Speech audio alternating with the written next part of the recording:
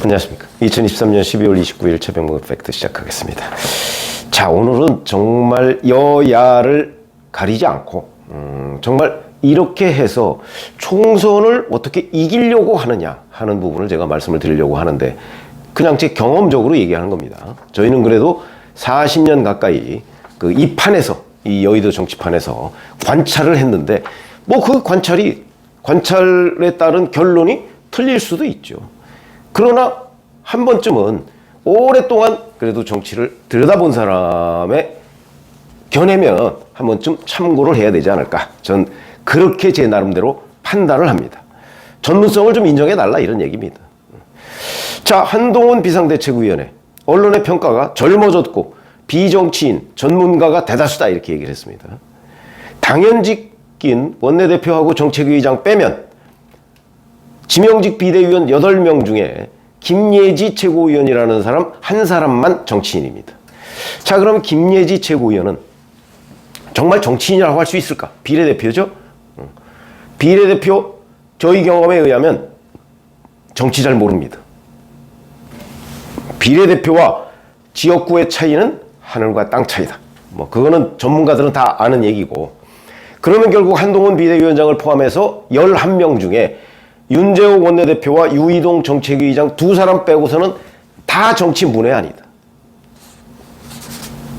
국민의힘의 공천관리위원장 곧 아마 선임을 할 것으로 보이는데, 지금 뭐 언론 보도에 따르면 또다시 비정치권 법조인 중에 한 사람이 될 것이다. 뭐 이런 얘기들이 지금 나오고 있습니다. 뭐 저도 그렇게 될 가능성이 높다고 봅니다. 뭐 워낙 법조인들이 많다 보니까 아마도 또 그렇게 되지 않을까. 뭐 이렇게 되고, 또 이 또한 내부인이 아니고 아마 외부인이 될 가능성이 있다, 이렇게 보고요. 이 외부, 이거는 지금 국민의힘만 있는 게 아닙니다. 이재명 대표도 오늘 임혁백 고려대 명예교수, 이 사람을 공천관리위원장으로 지명을 했습니다. 강선우 대변인이 이렇게 얘기했죠. 공관위원장에 세계적 석학인 임혁백 교수를 임명했다. 투명하고 공정한 공천관리 업무를 이끌어줄 것으로 기대한다. 임 교수는 한국 정치사의 현장과 함께했고 한국 정치를 이론화한 분으로 유명하다. 변화를 주도하는 민주당, 이기는 민주당이 될 수 있도록 공정하게 관리해 줄 것이다. 강선우 민주당 대변인, 친명계인 강선우 민주당 대변인의 일방적인 기대죠. 임혁백 교수라는 사람이 어떤 사람이냐? 세계적 석학, 글쎄 우리나라 정치학 교수 중에 세계적 석학이 과연 있느냐? 저도 정치학을 전공했습니다만 들어본 적 없습니다. 더군다나 임혁백 교수가 세계적 석학이다? 인정할 수 없습니다. 제가 납득할 수 없다는 뜻이죠. 이 사람 언제 했나 봤더니 2021년 대선 경선 당시에 이재명 후보를 지지했습니다. 지원하는 정책 자문그룹의 세상을 바꾸는 정책 2022라는 데가 있는데, 여기 자문단에 이름을 올렸고요. 그 다음에 성공포럼 세미나에서 이재명에게 국가는 무엇인가? 라는 주제 발표를 통해서 이재명 후보에 대한 지지를 호소하기도 했던 사람입니다. 뭐 일반적으로 얘기하면 개파색이 엷다, 이렇게 얘기할지 모르겠으나 적어도 2022년 대선 후보 경선 때부터는 이재명 지지를 확고하게 선언하고 유지해왔던 사람이다. 저는 그것이 바로 지금 공천관리위원장을 맡게 된 결정적인 계기일 것이다, 이렇게 생각합니다. 친명계죠. 명백한 친명계입니다. 이재명 대표가 뭐 친명계 아닌 사람을 공천관리위원장으로 임명할 리가 있겠습니까? 제가 처음부터 얘기했지만 이재명 대표는 공천 시스템을 완벽하게 내년 총선 이후 이재명의 민주당을 만들기 위한 시스템을 갖춰놓고 아마 본인이 계속 몰리면 뭔가 양보카드를 제시할 겁니다. 그 전에 본인이 공천 시스템을 갖춰놓기 전에, 그러니까 공천에 이재명의 뜻대로 공천이 되도록 만들어 놓은 뒤에 본인의 거취를 결정하거나 아니면 그대로 밀고 가거나 둘 중에 하나였다고 봅니다. 공천관리위원장 매우 중요한 자리죠. 공천을 실제 하는 사람이니까. 근데 이 사람이 친명이다. 그럼 뭐 앞으로 공천관리위원들 뭐 말할 것도 없죠. 거기에 뭐 예를 들어서 비명계 한둘 정도 뭐 구색 갖추기로 넣는다고 해서 친명계 중심의 공천이 어긋날 가능성은 전 별로 없다고 봅니다. 그렇기 때문에 뭐 사무총장 뭐 명백한 친명이죠. 왜냐하면 공천관리위원장은 대개 사무총장이 실무적인 일을 다 하고 공천관리위원장은 얼굴마담인 경우가 많습니다. 그러니까 이거는 이미 사무총장을 친명계로 유지하는 한 공천관리위원장이 누구냐에 대해서 별 의미는 없다. 그러나 외부에 비치기는 공천관리위원장의 의미가 꽤 크죠. 그런데 역시 외부 인사다. 저는 뭐 한동훈 비대위원장의 영향을 받은 측면이 있다고 봅니다. 그 민주당이 공천관리위원장을 외부 인사로 지명하게 된 것은 12년 만입니다. 2012년에 강철규 서울시립대 교수인가요? 이 사람을 공천관리위원장으로 지명한 적이 있고 그 전에는 계속 정치권 인사를 해왔는데 비정치권 인사, 정치학자를 공천관리위원장으로 했다. 이게 이제 일종의 외부 인사, 뭐 이런 데에 대한 모양 갖추기를 하려고 하는 것 아니냐. 이렇게 이제 충분히 평가를 할 수 있겠죠. 자, 지금 정치 불신, 뭐 그 부분이 대단히 높다. 인정합니다, 저도. 그러나 정치 불신이 대단히 높지 않은 적이 없습니다. 지난 수십 년간. 늘 여론조사를 하면 정치인이 못 믿을 사람 상위 세 손가락 안에 항상 들어갑니다. 그렇다고 해서 그럼 내년 총선에 지금 3개월 정도밖에 남지 않았습니다. 내년 총선에 비정치인을 다 공천했을 때 일당이 될 수 있을까요? 불가능이죠. 저는 적어도 그런 걸 본 적이 없습니다. 정치의 현장과 정치 이론은 다릅니다. 저희는 철저하게 현장 중심의 기자 생활을 했기 때문에 자, 만약에 제가 제 고향에 이번에 어디 공천을 받아서 출마한다? 낙선합니다. 그거 뻔히 압니다. 저희 같은 사람은 뻔히 압니다. 저는 뭐 출마할 생각도 없지만. 그러면 자, 여론조사를 했더니 정말 정치 불신이 심각하다. 그래서 우리가 참신한 새로운 사람을 한번 공천하자. 당선될 수 있을까요? 쉽지 않습니다. 그걸 아마 나중에 결과로서 알게 되실 겁니다. 저희는 수도 없이 그런 결과를 확인했습니다. 그래서 말씀을 드리는 거죠. 외부 모양은 좋죠. 포장 좋습니다. 그러나 그 외부 이사가 주무르기에는 정치의 역학은 너무나 복잡합니다. 그러니까 공천관리위원장, 뭐 민주당처럼 사무총장이 다 주무르겠다. 이렇게 생각하면 모르겠는데 그렇지 않고 정말 공천관리위원장한테 뭔가 역할을 주겠다. 이러면 외부 인사는 쉽지 않은 선택이죠. 아니면 외부 인사를 하면 사무총장을 확실하게 표가 되는 사람, 정치를 아는 사람으로 임명을 하든가. 그 사무총장이 사실상 주도하게 하는 뭐 그런 방법도 이제 보완책으로서는 가능한데, 자, 오늘 한동훈 국민의힘 비대위원장이 김진표 국회의장을 인사차 찾아갔습니다. 김진표 국회의장이 한 말, 저는 대단히 의미심장하다고 봅니다. 정치라는 것은 어찌 보면 가르침이죠.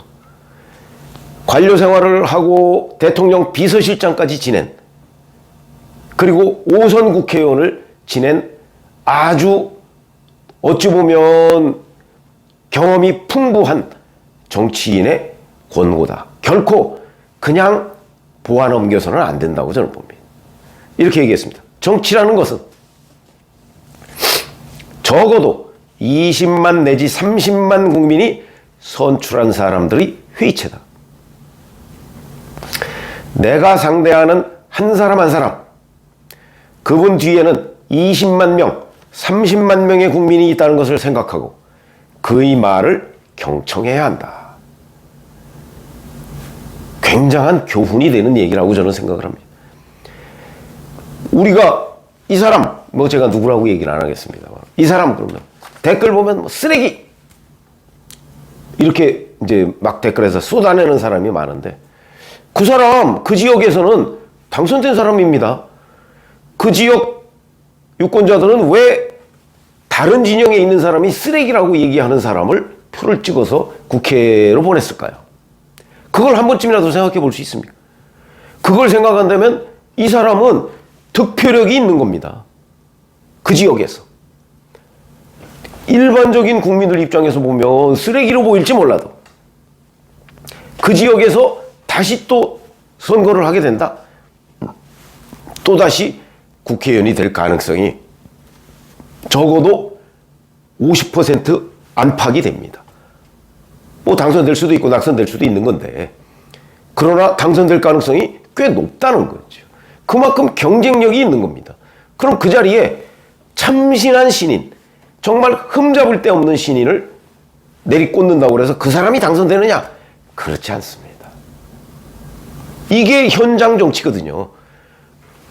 이거를 정치권 외부에 있는 사람이 한 몇 달 남겨놓고 들어가서 과연 그 정서를 이해할 수 있을까? 저는 쉽지 않다고 봅니다. 그래서 외부 좋아하지만 외부라는 거는 그야말로 포장에 불과하고 실질적으로는 내부의 경쟁력이 훨씬 더 중요하고, 이게 지금 뭐 하자는 거죠? 총선에서 이기자는 거 아닙니까? 민주당이든 국민의힘이든. 총선에서 이기려면 유권자들의 관심을 끌어야 하고, 그 다음에 각각의 지역구에 경쟁력 있는 후보를 내세워야 되는 거 아닌가요? 예를 들어서 장제원 의원의 부산 사상인가요? 장제원 의원 불출마 선언했죠? 거기 지금 마땅한 후보감이 없습니다. 후보감이 있다고 하더라도 당선을 담보할 수 없습니다. 물론 장제원 의원의 불출마는 전체적인 그 총선판을 좀 이렇게 유리하게 끌고 가기 위한 정무적 판단의 결과다. 저는 그 부분까지 인정을 합니다.